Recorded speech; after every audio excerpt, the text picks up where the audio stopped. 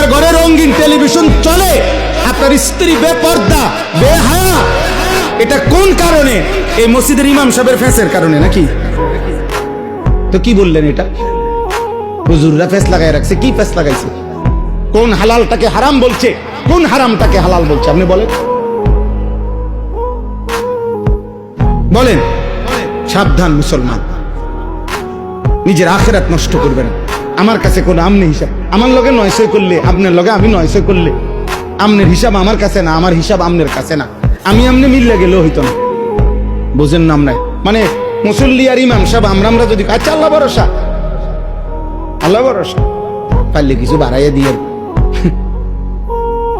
আমি আর আমনে একমত হয়ে গেলাম, তা আল্লাহ ছেড়ে দিবে নাকি? তো তাইলে হিসাব দিবেন কার কাছে? তো ওনার সাথে কি বলবেন? আল্লাহকে কি বলবেন? আল্লাহ আমাদেরকে বুঝ দান করেন। এজন্য এই জবান বহুত দুধারী তলোয়ার। এই জবানের সতর্কতা খুব জরুরি, খুব জরুরি।